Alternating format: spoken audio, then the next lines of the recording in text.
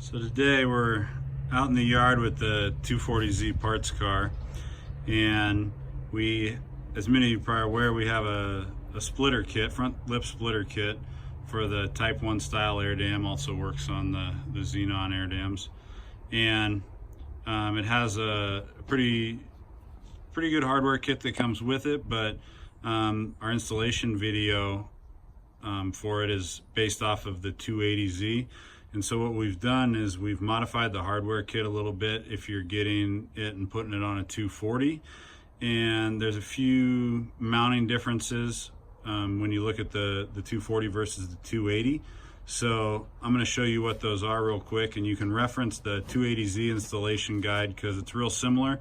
And in this video I'll show you where the hardware may differ and the mounting points are a little bit different.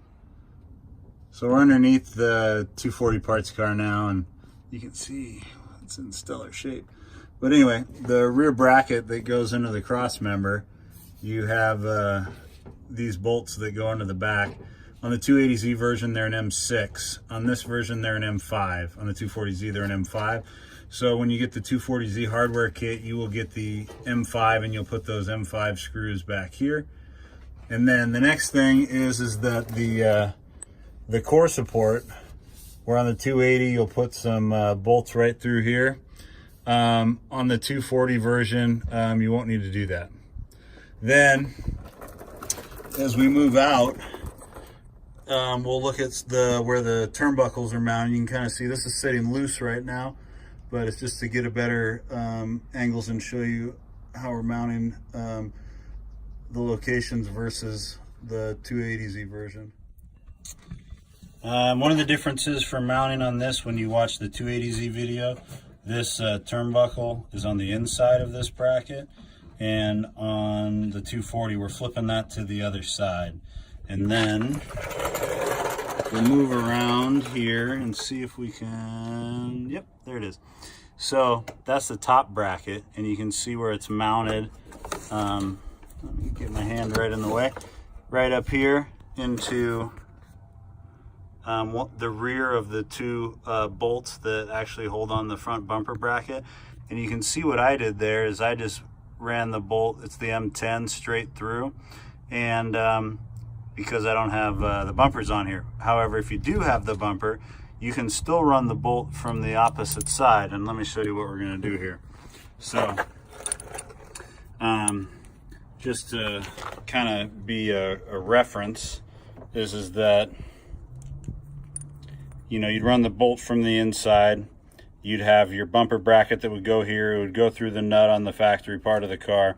Then, because we're including longer M10 bolts, you'll be able to actually put this on the inside, and then there'll be a nut included in the kit that you can sandwich in. So if you're not running the bumper, you can do it the way I just did and run it through this way.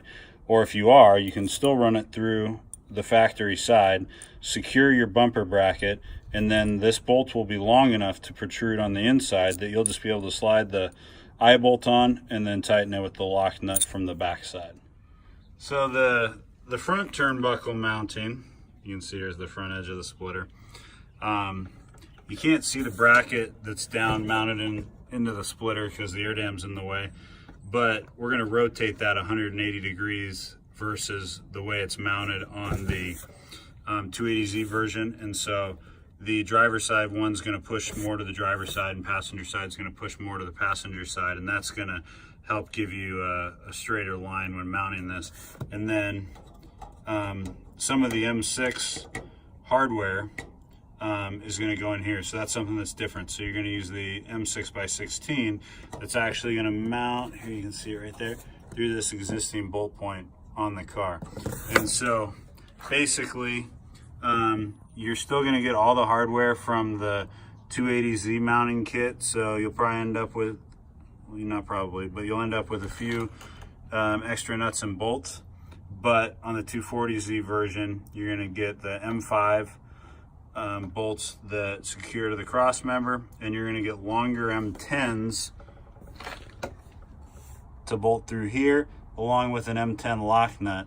And you'll be able to reference this video and the 280Z video and get your Skillard front lip splitter installed on your 240Z quick and easy. So if you have any questions, feel free to send an email to sales@skillard.com.